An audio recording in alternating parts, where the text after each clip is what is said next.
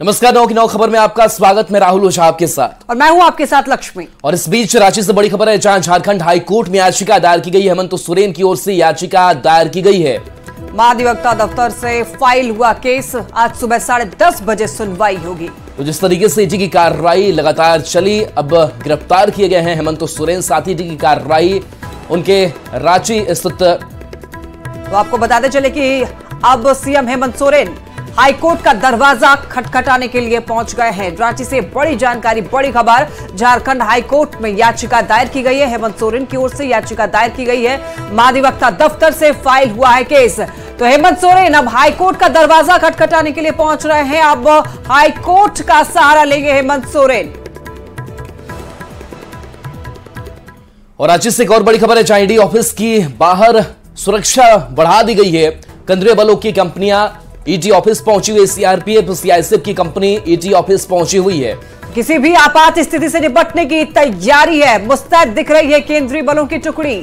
तो आपको ईडी कार्यालय और ईडी ने अपने पास मुख्यमंत्री हेमंत सोरेन को रखा है। और इस बीच खबर यह सामने आ रही है कि ईडी ऑफिस के बाहर जो सुरक्षा है उसे बढ़ाई जा रही है। सीआरपीएफ, सीआईएसएफ की कंपनी वहां पर मुस्तैद की जा रही है। केंद्रीय बलों की कंपनियां ईडी ऑफिस पहुंची हुई हैं। सीआरपीएफ, सीआईएसएफ की कंपनी ईडी ऑफिस के बाहर तैनात है। तस्वीरों के माध्यम से भी आप देख सकते हैं, किसी भी आपात स्थिति से निपटने की तैयारी है। और इसी लिहाज से यहां पर ये टुकड़ियां जो है वो मौजूद हैं। सुरक्षा के लिहाज से ये बेहद महत्वपूर्ण है, क्योंकि स्थिति अभी बेहद संवेदनशील है।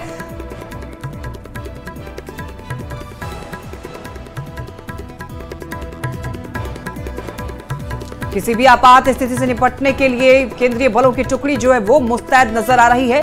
ईडी ऑफिस के बाहर सुरक्षा बढ़ा दी गई है। रांची से बड़ी खबर, हेमंत सोरेन को आज ईडी कोर्ट में पेश किया जाएगा।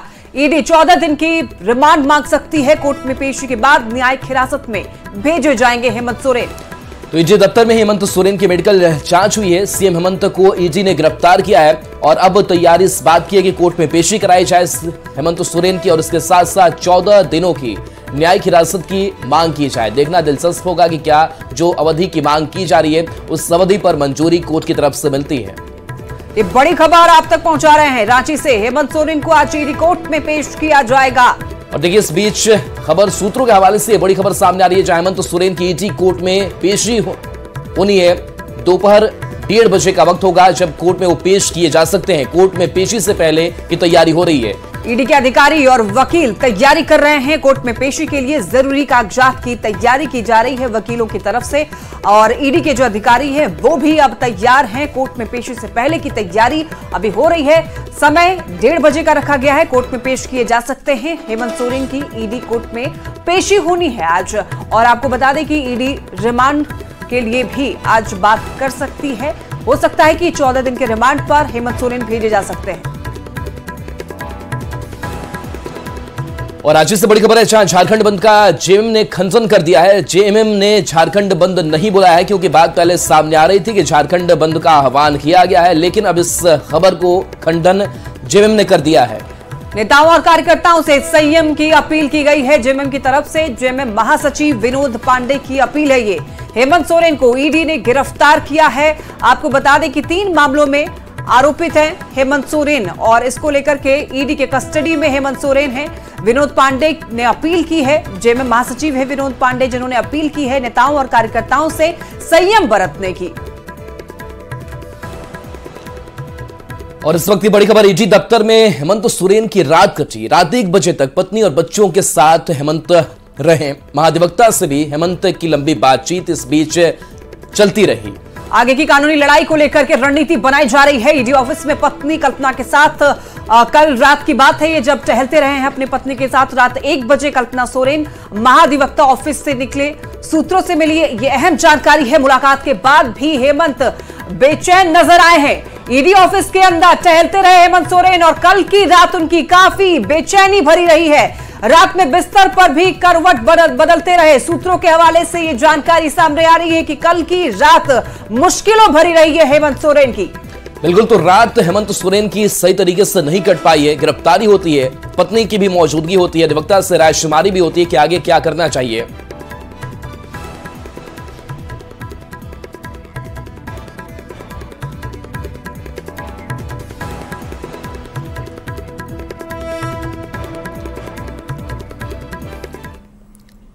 और देखिए इस बीच ओम प्रकाश भी हमारे सहयोगी जुड़े हैं। ओम प्रकाश, ईडी की गिरफ्तारी की हेमंत सोरेन की, लेकिन अगर रात की बात करें, जो रात कटी है वो हेमंत सोरेन के लिए मुश्किलों भरा रहा, क्योंकि पत्नी के साथ वो काफी देर तक समय उन्होंने बिताया, अधिवक्ताओं से भी बातचीत करते रहे, लेकिन बेचैनी, मुसीबत, मुश्किलें हेमंत सोरेन के सामने उस रात नजर आई।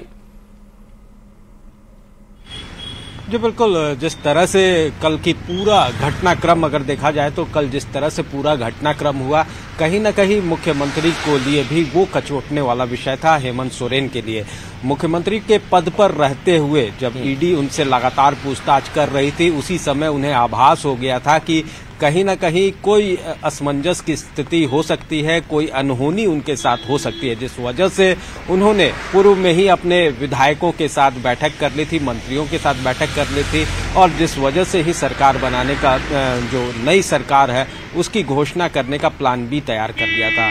हालांकि हुआ भी वही जो आशंका थी, जिसके बाद उन्हें हेमंत सोरेन को गिरफ्तार किया गया। गिरफ्तार कर उन्हें ईडी दफ्तर लाया गया। रात भर इसी ईडी दफ्तर में जो मुख्यमंत्री हैं वो हेमंत सोरेन हैं, वो रहे हैं।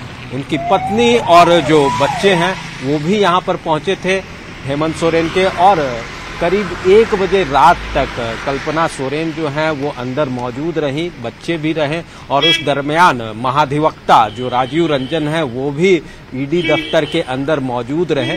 इस दरमियान कई बातें जो हैं पत्नी कल्पना सोरेन और बच्चों के साथ उन्होंने की। उसके बाद महाधिवक्ता के साथ भी, और साथ में पत्नी भी थी कल्पना सोरेन, इनके साथ आगे की रणनीतियों पर विचार किया गया कि किस तरह से आगे जो है वो जो ईडी की कार्रवाई हुई उस पर किस तरह से कार्रवाई की जा सकती है। लेकिन देखिए ओम प्रकाश, भले ही रात मुश्किलों से कटी हो, बेचैनी भरी रात हो, मुश्किलों के दौर से हेमंत सोरेन गुजर भी रहे हैं, लेकिन जनता के सामने जरा से भी शिकन उनके चेहरे पे नहीं दिखाई दी, बल्कि वो मुस्कुराते हुए वहां से गुजरे हैं जब वो गाड़ी में थे। तो क्या ये दिखाते हैं कि वो बहुत मजबूत है, मजबूती से लड़ेंगे इस फाइट को? जी बिल्कुल, कोई भी जनप्रतिनिधि हो, भले ही कितनी मुश्किल हालात में हो, लेकिन अपने जो समर्थक हैं, जो जनता है, उनके बीच एक मजबूत छवि उनको पेश करनी होती है, क्योंकि अगर वो वहां पर टूटे हुए नजर आएंगे तो कहीं ना कहीं वो उसका असर जो है उनके जो सामाजिक जीवन है, जो राजनीतिक जीवन है, उस पर भी देखने को मिलेगा।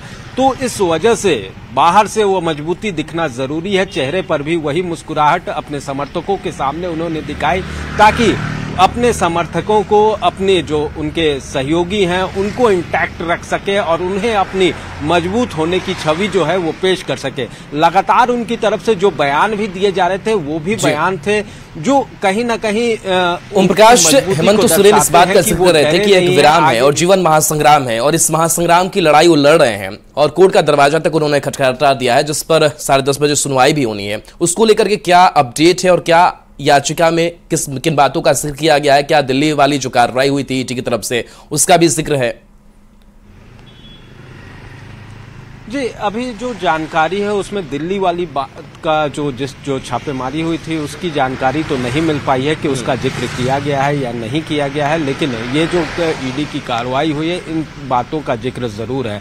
जो दिल्ली में ईडी के अधिकारियों के द्वारा छापेमारी की गई है, एसटीएससी का मामला था, उसे लेकर एफआईआर जो है वो थाने में, एसटीएससी थाने में रांची में दर्ज कराई गई है। फिलहाल वो मामला जो है वो जांच का विषय है, पुलिस उसकी जांच कर रही है, क्योंकि ये पूरा मामला जो भी होता है एसटीएससी का, इसमें पहले जांच की जाती है, उसके बाद जो आगे की कार्रवाई होगी। वहीं अगर कोर्ट की बात की जाए तो कोर्ट में अभी फिलहाल जो मामला है वो गया हुआ है। अब आज जो 10:30 बजे अब देखना होगा, हाई कोर्ट में उसकी सुनवाई की जो समय है वो निर्धारित है। तो अब इस सुनवाई में किस तरह से इस आगे की जो कार्रवाई चल रही है इसमें कितनी राहत मिलती है, या फिर इस मामले को कोर्ट में कितना तवज्जो दिया जाता है, जो बातें हैं उनमें कोर्ट कितना सुनती है, ये उस पर डिपेंड करेगा। हालांकि जो तैयारियां हैं महाधिवक्ता के साथ भी जो रणनीतियां बनी हैं उन तमाम पहलुओं को लेकर बनी है, और कहीं ना कहीं जो हेमंत सोरेन है वो साफ तौर से उन महाधिवक्ता के तरफ से भी उन्हें कई आश्वासन दिए गए हैं। तो थोड़ा इंतजार करना होगा, उसके बाद जो है कोर्ट में जिस तरह से सुनवाई होगी। चलिए बिल्कुल, तो इस हलचल पर आप नजर बना करके रखिए ओम प्रकाश, आगे भी अपडेट आपसे हम लेंगे। तो देखिए हेमंत सोरेन ने इस बीच सोशल साइट एक्स पर कविता के जरिए अपनी बात कही है। कि यह एक विराम है, जीवन महासंग्राम है। और उन्होंने लिखा है कि हर पल लड़ा हूं, हर पल लड़ूंगा, पर समझौते की भीख मैं लूंगा नहीं। क्या हार में, क्या जीत में, किंचित नहीं भयभीत में, लघुता ना अब मेरी छुओ, तुम हो महान बने रहो। अपने लोगों के हृदय की वेदना मैं व्यर्थ त्यागूंगा नहीं, हार मानूंगा नहीं। जय झारखंड। तो कविता के जरिए उन्होंने दिखाने की कोशिश की है कि उन्होंने कोई गलती नहीं की है, उनको साजिश के तहत ये सब उनके ऊपर जो है कार्रवाई की जा रही है। तो कविता के जरिए उन्होंने दिखाया कि वो अडिग है और वो लड़ेंगे, उनके ऊपर मुश्किलें चाहे कितनी भी हो, वो हार नहीं मानेंगे।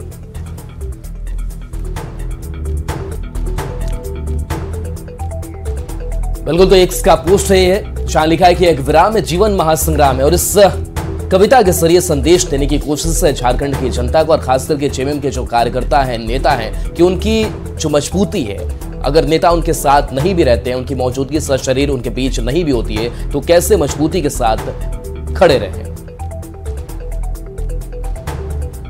तो ये ट्वीट आप देख रहे हैं, इसमें लिखा है इन्होंने, ये एक विराम है, जीवन महासंग्राम है। हर पल लड़ा हूं, हर पल लड़ूंगा, पर समझौते की भीख मैं लूंगा नहीं। क्या हार में, क्या जीत में, किंचित नहीं भयभीत में, लघुता ना अब मेरी छुओ, तुम हो महान बने रहो।